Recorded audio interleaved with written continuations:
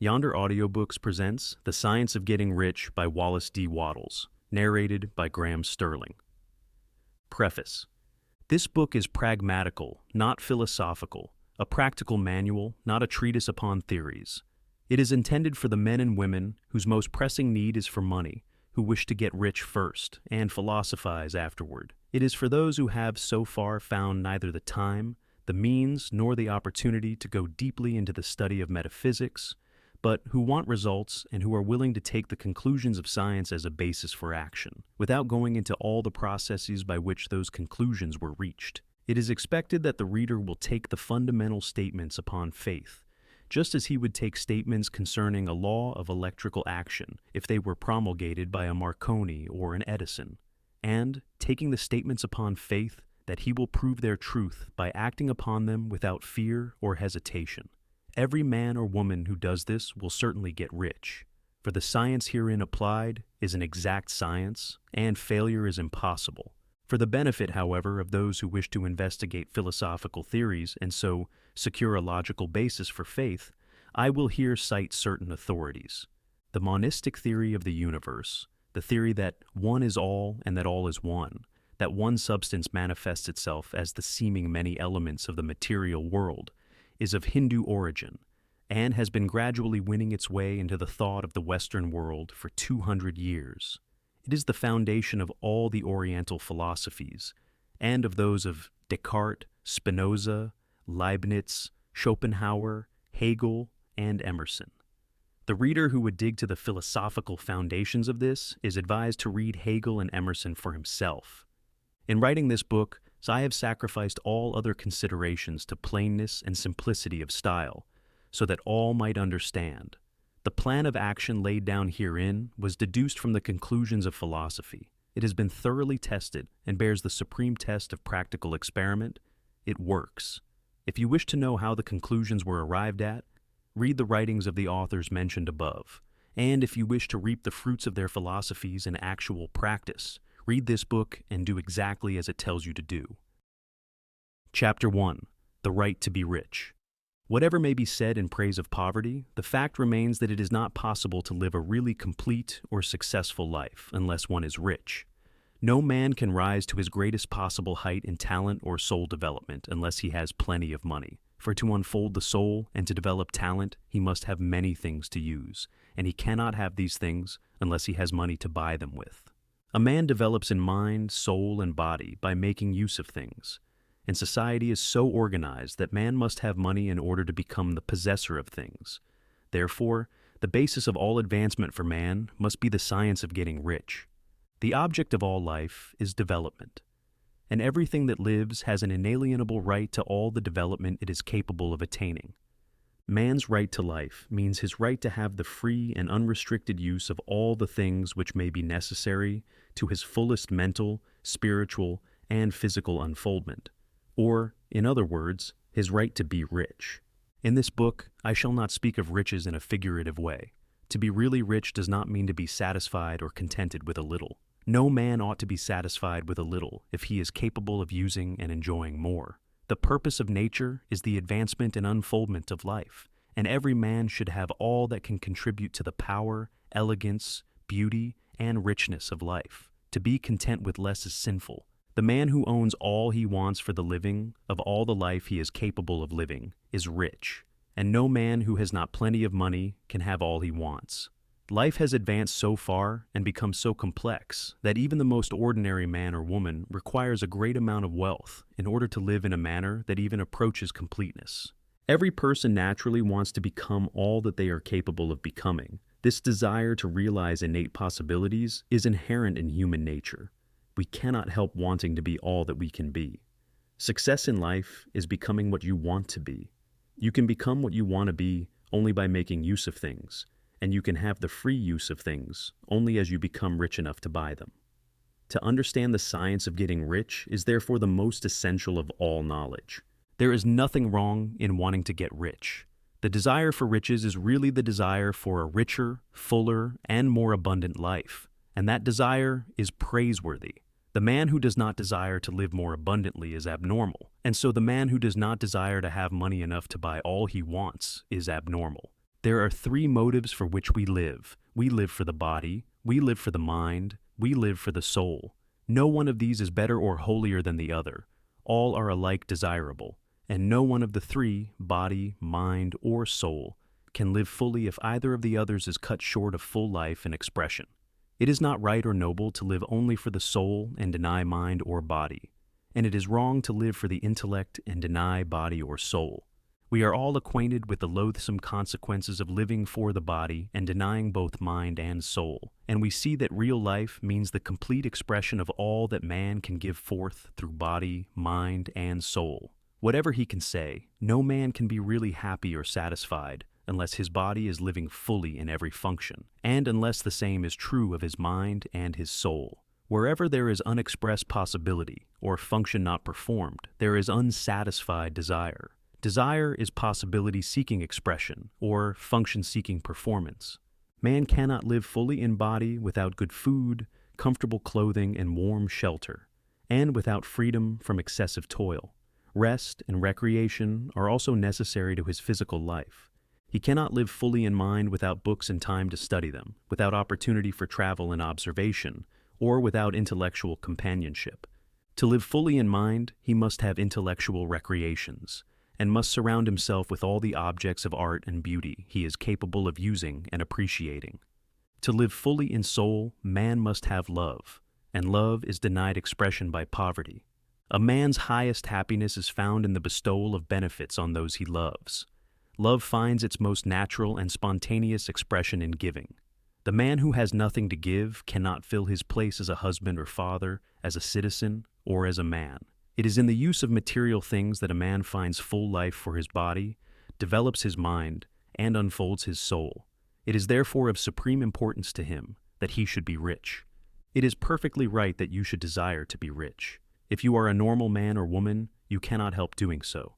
It is perfectly right that you should give your best attention to the science of getting rich, for it is the noblest and most necessary of all studies.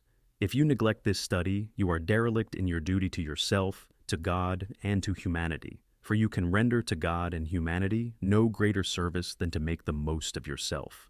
The creative power within us makes us capable of greatness. We are meant to be rich so that we may fully express ourselves. The purpose of life is development, and everything in nature seeks expression. The universe is abundant, and there is more than enough wealth for everyone. The laws that govern wealth and success are definite, and those who understand and apply them will achieve prosperity.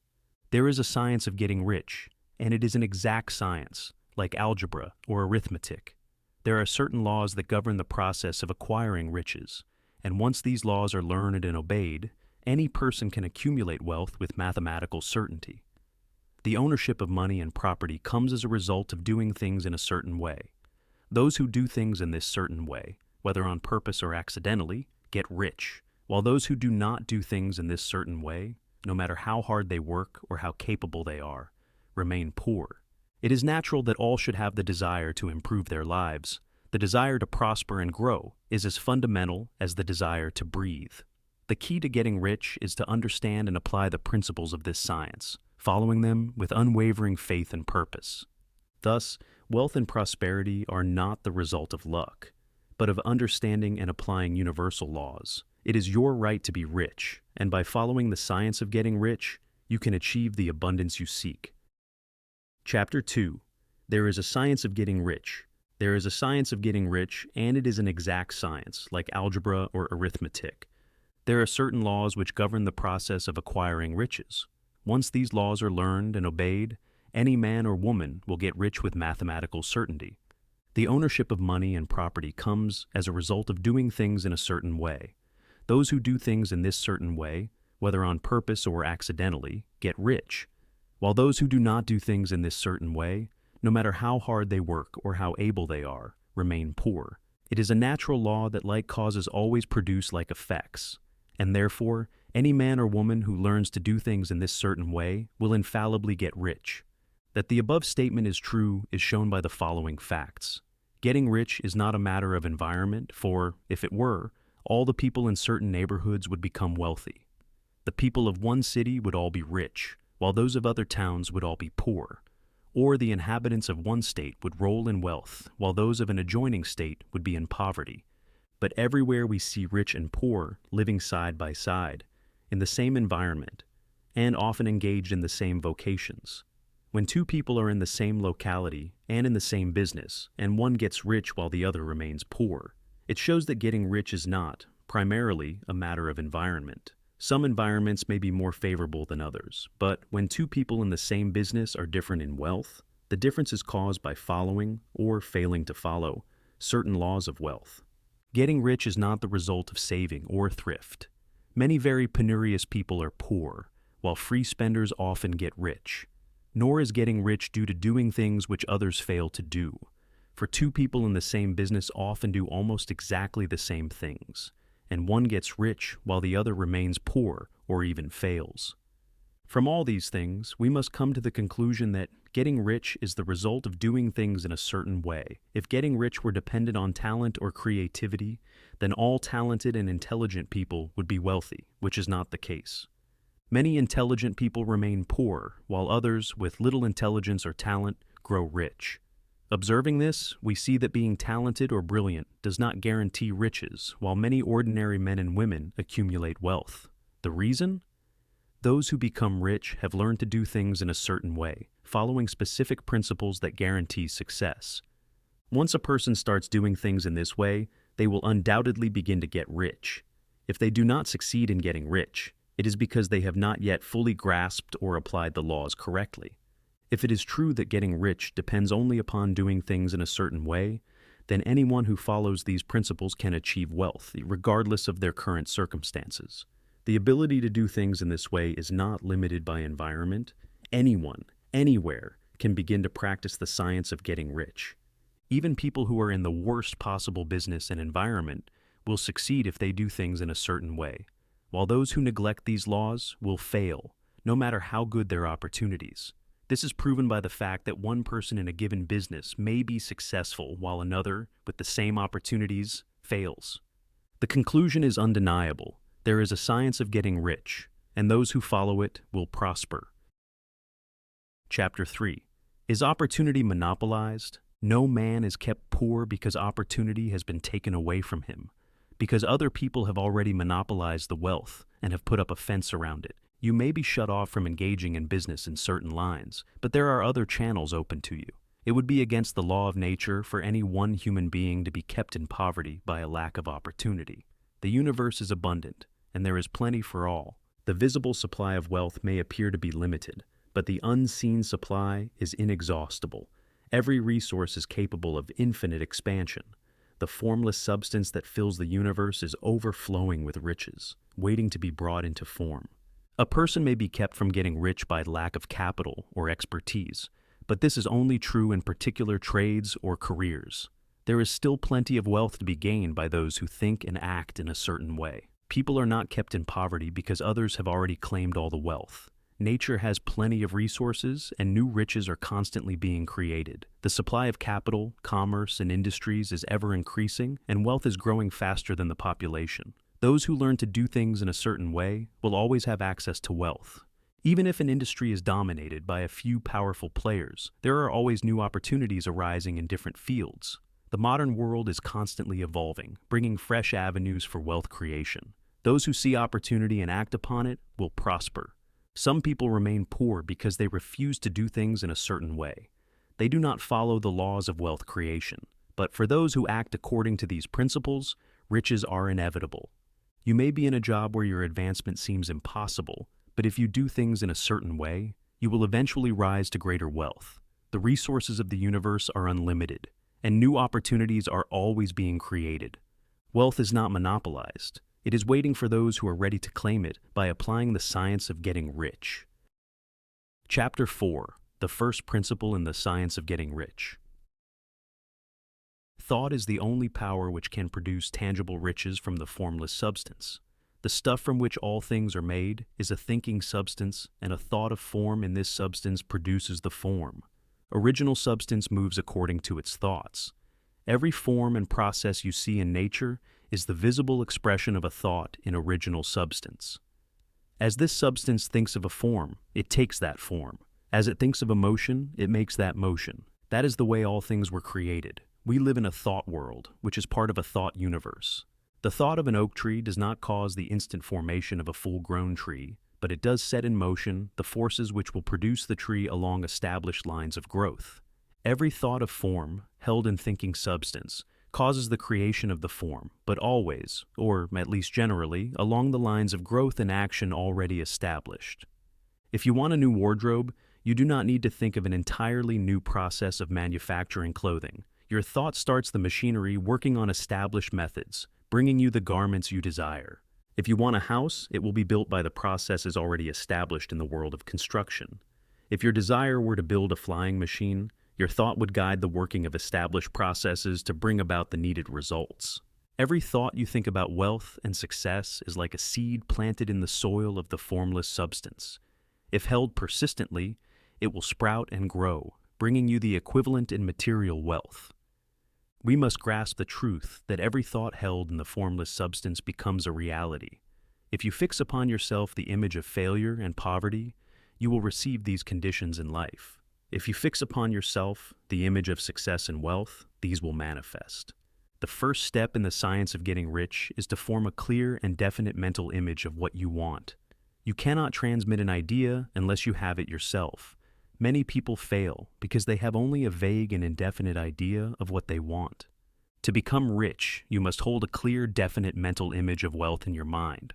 This is a difficult task for many, but it is the first great step in achieving success. Do not hesitate in your belief that what you desire is coming to you. Have absolute faith that by thinking in this certain way, you are bringing riches into reality. Yet hold on to your vision with unwavering purpose, and do not lose faith for even a moment. This is the first great principle in the science of getting rich. Thoughts held in the formless substance create reality. Fix your thoughts firmly upon wealth, success, and abundance, and they shall manifest in your life. Chapter 5. Increasing Life.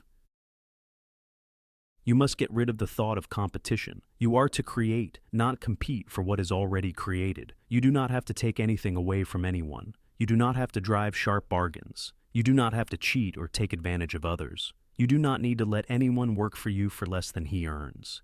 You do not have to covet the property of others or to look at it with wishful eyes. No one has anything that you cannot have if you work in the certain way. You are to become a creator, not a competitor. You are going to get what you want, but in such a way that when you get it, every other person will have more than he has now. I am aware that there are those who get a vast amount of money by proceeding in direct opposition to the statements in the paragraph above, and may add that they appear to succeed. But their apparent success is often short-lived. They are not in harmony with the fundamental intelligence, and they cannot hold what they get.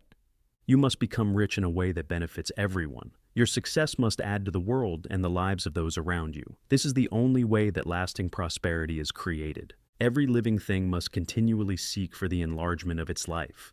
The purpose of nature is the advancement and unfoldment of life, and every person should have all that can contribute to the power, elegance, beauty, and richness of life. Hold the thought of increase always in mind. The desire for increase is inherent in all nature. It is the fundamental impulse of the universe. Every living thing is under this necessity for continuous advancement. Every person naturally wants to become all that they are capable of becoming. This desire to realize innate possibilities is inherent in human nature. We cannot help wanting to be all that we can be. Success in life is becoming what you want to be. You can become what you want to be only by making use of things, and you can have the free use of things only as you become rich enough to buy them. Therefore, it is right and noble to focus on wealth, but it must be wealth that enhances the lives of others as well as yourself. Every thought and action must be centered around the idea of increase, not only for yourself, but for all those around you. In your transactions with others, always give more in use value than you take in cash value. The people you do business with must be enriched by the transaction. If you desire wealth and success, make it your habit to impart increase in everything you do. This will ensure your prosperity is permanent. This is the great key. You will become rich in exact proportion to the definiteness of your vision, the steadfastness of your purpose, the depth of your gratitude, and the amount of increase you bring into the lives of others. Chapter 6. How Riches Come to You. When I say that you do not have to drive sharp bargains, I do not mean that you do not have to drive any bargains at all, or that you are above the necessity for dealing with people. What I mean is that you will not need to take anything away from anyone. You do not have to cheat or take advantage. You do not have to covet what belongs to others. The way to wealth is through creative exchange, not competition. You must understand that riches are the result of doing things in a certain way. And when you do things in this way, you will naturally begin to attract wealth into your life. You do not have to wait for an opportunity to present itself. You can create opportunity through the right use of your mind. Riches come in response to definite vision, unwavering faith, and persistent gratitude. You must think in a way that aligns you with abundance, not scarcity. The formless substance of the universe is infinitely abundant, and it will respond to your thoughts when they are clear, focused, and directed toward creative expansion. You must be actively engaged in bringing value to the world. The universe does not reward idleness or mere wishing. It rewards definiteness of purpose backed by action. The more value you provide, the more wealth will flow to you. Every transaction you engage in should leave others better off than they were before. Your goal should be to increase the wealth and well-being of everyone involved. This is the secret of lasting riches. Riches do not come through luck, chance, or unfair advantage. They come through alignment with the laws of success. The mental image of wealth held in your mind must be followed by purposeful action. Thought without action is useless. By consistently thinking and acting in a certain way, you set into motion the forces that will bring riches into your life. Keep your mind focused on abundance, service, and gratitude, and the universe will align to bring you wealth. This is how riches come to you, not by luck, but by definite vision, unwavering faith, and right action. Chapter 7. Gratitude. The whole process of mental adjustment and atonement can be summed up in one word: gratitude. First, you believe that there is one intelligent substance from which all things proceed. Second, you believe that this substance gives you everything you desire. And third, you relate yourself to it by a deep and continuous feeling of gratitude. The more gratefully you fix your mind on the Supreme when good things come to you, the more good things you will receive, and the more rapidly they will come. The mental attitude of gratitude draws the mind into closer touch with the source from which blessings come. It is easy to understand that the nearer we live to the source of wealth, the more wealth we shall receive. And it is equally easy to understand that the soul that is always grateful lives in closer touch with the Creator than the one that never looks up in thankful acknowledgement. The grateful mind is constantly fixed upon the best. Therefore, it tends to become the best. It takes the form or character of the best and will receive the best. Also, faith is born of gratitude. The grateful mind continually expects good things, and expectation becomes faith. The reaction of gratitude upon one's own mind produces faith, and every outgoing wave of grateful thanksgiving increases faith. The person who has no feeling of gratitude cannot long keep faith, and without faith, he cannot get rich by the creative method. There is a law of gratitude, and it is absolutely necessary that you should observe the law if you are to get the results you seek. The law of gratitude is the natural principle that action and reaction are always equal and in opposite directions. To fix your mind upon the supreme intelligence with gratitude is to connect yourself with the source of all that is good. If you are filled with gratitude, the supreme power will open new channels of prosperity for you. You must sincerely and continuously express gratitude for everything that comes to you, and you must always expect more good things to come. A grateful attitude keeps you aligned with abundance and makes you a natural recipient of wealth. So, cultivate the habit of being grateful for everything, not just the big things, but also the small, seemingly insignificant things. Gratitude is the key to riches. Chapter 8. Thinking in the certain way. To think what you want to think is to think truth, regardless of appearances. Every person has the natural and inherent power to think what they want to think, but it requires far more effort to do so than it does to think the thoughts that are suggested by appearances. To think according to appearances is easy. To think truth regardless of appearances is laborious and requires the expenditure of more power than any other work a person is called upon to perform. There is no labor from which most people shrink as they do from that of sustained and consecutive thought. It is the hardest work in the world. This is especially true when truth is contrary to appearances. Every appearance in the visible world tends to produce a corresponding form in the mind which observes it, and this can only be prevented by holding the thought of the truth. To think health when surrounded by the appearances of disease, or to think riches when in the midst of appearances of poverty, requires power. But he who acquires this power becomes a mastermind. They can conquer fate and can have what they want. This power can only be acquired by getting hold of the basic fact which is behind all appearances, that there is one thinking substance from which and by which all things are made. Then we must grasp the truth that every thought held in this substance becomes a form. When we realize this, we lose all doubt and fear, for we know that we can create what we want to create, we can get what we want to have, and can become what we want to be. As a first step toward getting rich, you must believe the 3 fundamental statements given previously in this book, and in order to emphasize them, I will repeat them here. There is a thinking substance from which all things are made, and which, in its original state, permeates, penetrates, and fills the interspaces of the universe. A thought, in this substance, produces the thing that is imaged by the thought. A person can form things in their thought, and by impressing their thought upon formless substance, can cause the thing they think about to be created. You must lay aside all other concepts of the universe than this monistic one, and you must dwell upon this until it is fixed in your mind and has become your habitual thought. Read these statements over and over again. Fix every word upon your memory and meditate upon them until you firmly believe what they say. If a doubt comes to you, cast it aside as a sin. Do not listen to arguments against this idea. Do not go to churches or lectures where a contrary concept of things is taught, or read magazines or books which teach a different idea. If you get mixed up in your faith, all your efforts will be in vain. Do not ask why these things are true, nor speculate as to how they can be true. Simply take them on trust. The science of getting rich begins with the absolute acceptance of this faith. Chapter 9. How to use the will. To set about getting rich in a scientific way, you do not try to apply your willpower to anything outside of yourself. You have no right to do so anyway. It is wrong to apply your will to other men and women in order to get them to do what you wish done. It is as flagrantly wrong to coerce people by mental power as it is to coerce them by physical power. If compelling people by physical force to do things for you reduces them to slavery, compelling them by mental means accomplishes exactly the same thing. The only difference is in methods. You have no right to use your willpower upon another person, even for their own good, for you do not know what is for their good. The science of getting rich does not require you to apply power or force to any other person in any way whatsoever. There is not the slightest necessity for doing so. Indeed, any attempt to use your will upon others will only tend to defeat your purpose.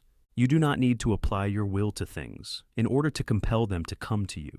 That would simply be trying to coerce God, and would be foolish and useless as well as irreverent.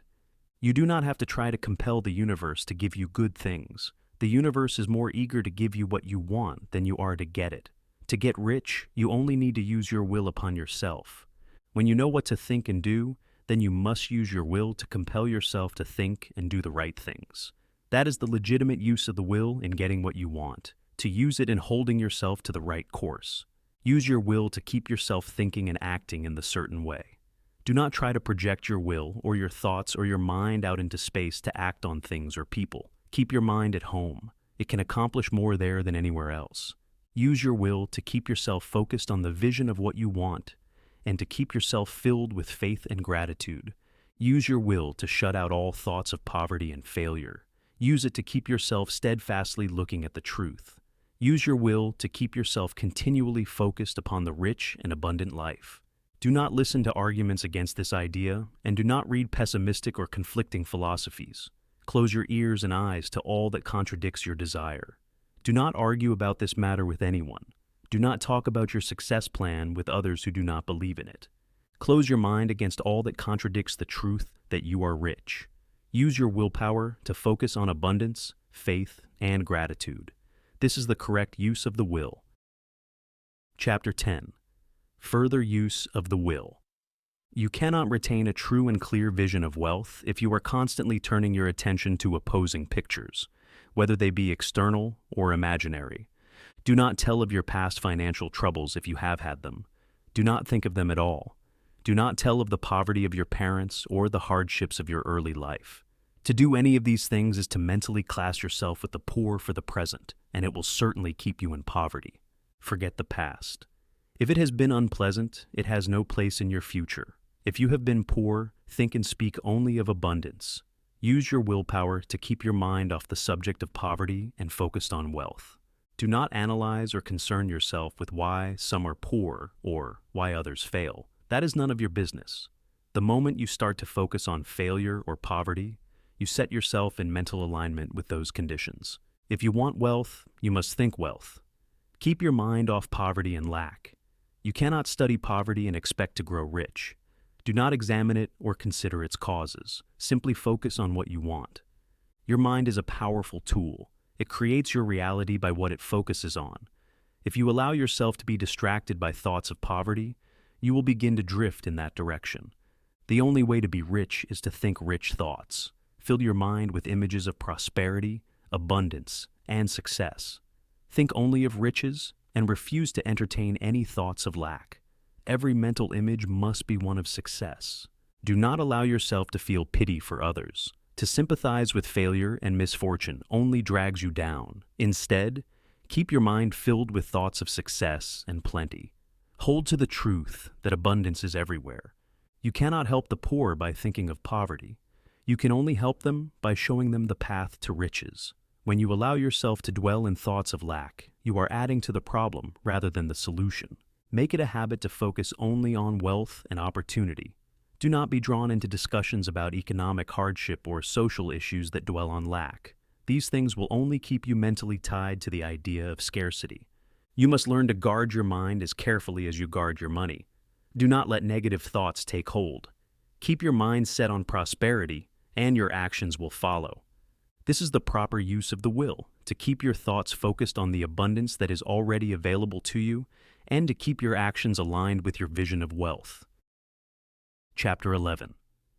Acting in the certain way. Thought is the creative power, or the impelling force which causes the creative power to act. Thinking in a certain way will bring riches to you, but you must not rely upon thought alone, paying no attention to personal action. That is the rock upon which many otherwise scientific thinkers meet shipwreck, the failure to connect thought with personal action.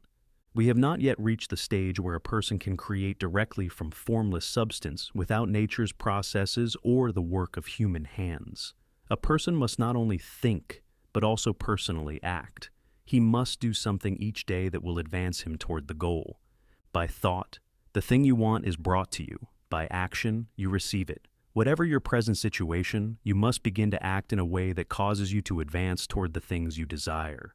You can only advance by being larger than your present place, and no one is larger than their present place who leaves undone any of the work pertaining to that place.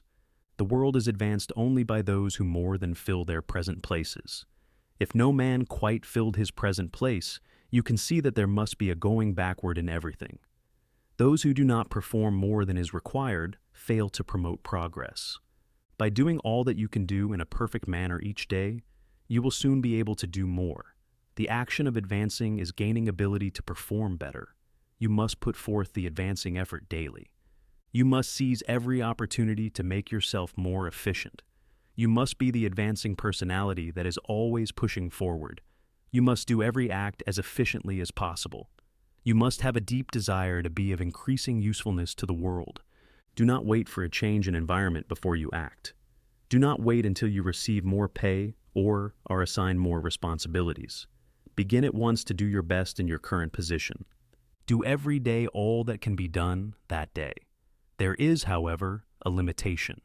You are not to overwork nor rush blindly into your work in the effort to do the greatest possible number of things in the shortest possible time. You are to do every act efficiently, in a calm and focused manner. If there is more work than you can properly do in a day, then focus on doing each thing well. The power of success lies in doing everything in a way that moves you forward. Your part is to intelligently and efficiently do all that is required of you in your present place. The power that is behind all advancement will then move you to a better place. This is the certain way to act. Do all that you can do in a perfect manner, every day, and take steps forward toward your vision of wealth. Chapter 12. Efficient action. You must use your thought as directed in previous chapters and begin to do what you can do where you are. You must do all that you can do every day, but you must do it efficiently. Every act is in itself either effective or inefficient. Every inefficient act is a failure, and if you spend your life in doing inefficient acts, your whole life will be a failure. The more things you do inefficiently, the worse for you. It is better to make a few things well done than to undertake many inefficiently. You must act as efficiently as possible in all areas of life. You can advance only by being larger than your present place, and no one is larger than their present place who leaves undone any of the work pertaining to that place. The world is advanced only by those who more than fill their present places. If no one quite filled their present place, there would be a going backward in everything. Those who do not perform more than is required of them fail to promote progress. You must do every day all that can be done that day in an efficient manner. You must give every act your focused attention. The key to efficiency is doing each act in a successful manner. You must put all power into every act. It is at this point that the people who separate thought from personal action fail. They do not give enough effort to the act they are performing. You must not only act efficiently, but you must do so with the belief that your actions are leading you towards success. Every action you take must be infused with purpose. Act now. There is never any time but now, and there never will be any time but now. If you are ever to begin to make ready for the reception of what you want, you must begin today. Do not dwell on the past. Act in the present with full faith in the future. Hold to your vision and act now. Take every step as efficiently as possible and move forward toward your goals. Chapter 13. Getting into the right business. Success in any business depends on doing things in a certain way. Those who do things in this certain way, whether intentionally or unintentionally, will succeed. Those who do not, no matter how hard they work or how talented they are, will fail.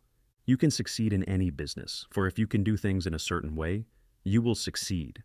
However, it is best to choose a business that is most congenial to you.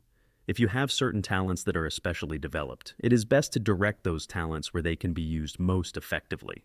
The key to success is not so much in choosing the right business as in doing business in the right way. You can become rich in any industry, and you can fail in any industry. The determining factor is whether you act in the certain way. If you are in a business or profession that does not suit you, you can still become rich by acting in the certain way where you are. If your present business does not suit you, do not wait until you find another before you begin to apply the principles of success. Begin now, right where you are. You must begin to act in the certain way from where you stand today. The best place to begin is where you are, and the best time to begin is now. If you do things in the certain way, you will inevitably move toward the business that is best suited to you. Do not be afraid to take a new direction when the opportunity arises, but do not wait for that opportunity to start acting efficiently and successfully. Success comes to those who act in the certain way, no matter where they start. Hold to your vision, have faith, and take efficient action each day. By doing so, you will create the circumstances that will move you into the right business and bring you the success you seek. Chapter 14. The Impression of Increase. The desire for increase is inherent in all nature. It is the fundamental impulse of the universe. All human activities are based on the desire for increase. People seek more food, more clothing, better shelter, more luxury, more beauty, more knowledge, more pleasure, more life. Every living thing is under this necessity for continuous advancement. Where increase of life ceases, dissolution and death set in at once. In the animal world, we see that survival belongs to those that adapt, grow, and thrive. The same principle applies to human life and success. People instinctively seek the company of those who can give them more of the means of life. If you want to become rich, you must make yourself of increasing value to others. You must so conduct your affairs that whenever someone deals with you, they are better off than before. Whether in business or in social life, always give more in value than you receive in cash. Your whole manner should convey the idea of increase.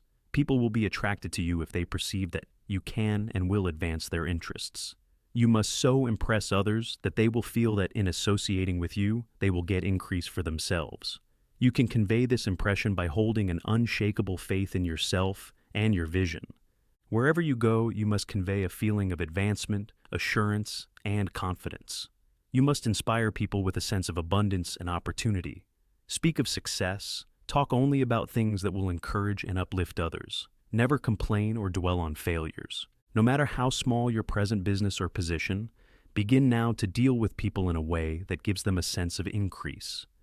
Let every person with whom you come into contact feel that you see potential in them, that they are capable of greater things, and that you believe in their ability to succeed.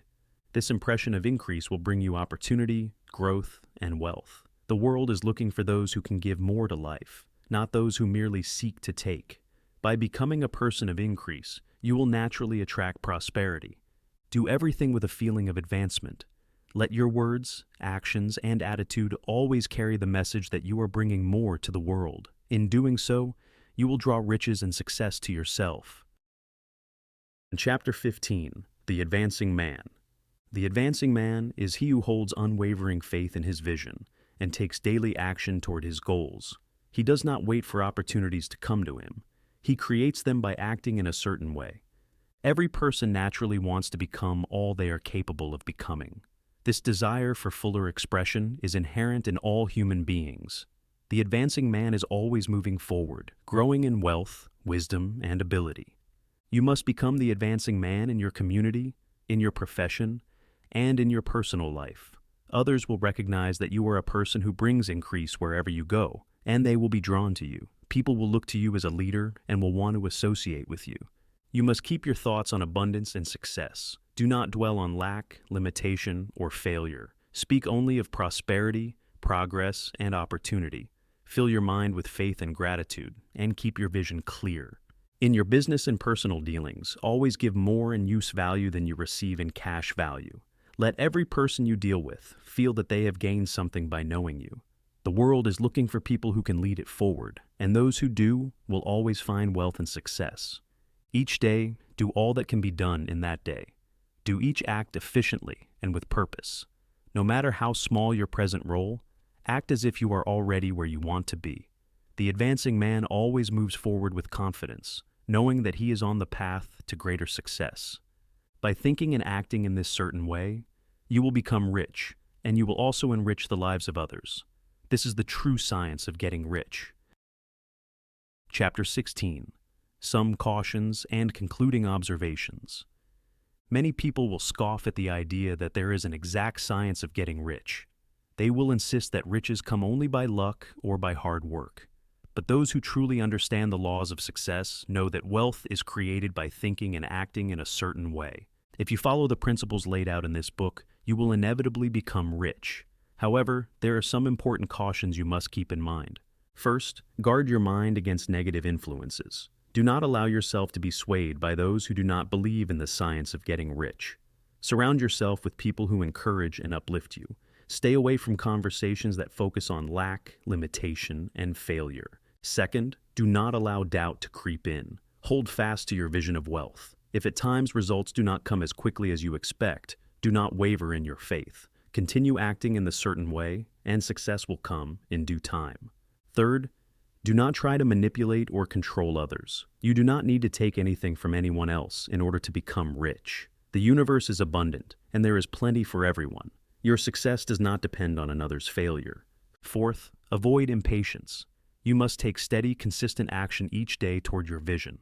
But do not become discouraged if you do not see immediate results. Trust in the process and know that wealth is being drawn toward you. Finally, always express gratitude. Gratitude keeps you in alignment with abundance. It strengthens your faith and attracts more of what you desire. A grateful mind is always focused on increase, and this keeps you moving toward greater success. By thinking and acting in the certain way, you will not only become rich, but will also experience fulfillment and joy. Wealth is not just about money. It is about living a life of abundance in all things. This is the end of the science of getting rich. If you apply these principles with faith and persistence, your life will be transformed. Chapter 17. Summary of the Science of Getting Rich. There is a thinking substance from which all things are made, and which, in its original state, permeates, penetrates, and fills the interspaces of the universe.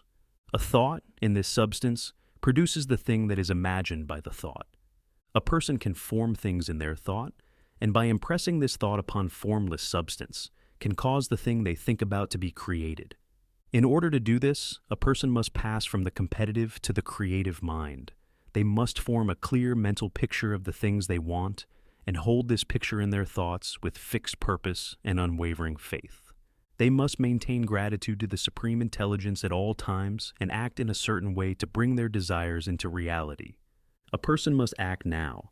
They must do all that they can do in their present situation and must do it efficiently. By thinking in the certain way, a person can cause the creation of what they desire. By acting in the certain way, they can bring what they desire to them. This is the science of getting rich. Those who follow these principles with faith and persistence will succeed. The power of thought, combined with efficient action, brings wealth and fulfillment. If you wish to get rich, hold this book in your thoughts. Read it repeatedly until its principles become second nature. Act upon them every day, and in time, you will surely achieve your desires. The universe is abundant, and there is more than enough for everyone. By living in faith and gratitude, and by acting efficiently and purposefully, you will attain all that you seek. This concludes the science of getting rich. Thank you for listening to this Yonder Audiobooks production. If you enjoyed this audiobook, be sure to explore more stories in our Yonder Books collection. Until next time, continue to journey beyond the pages.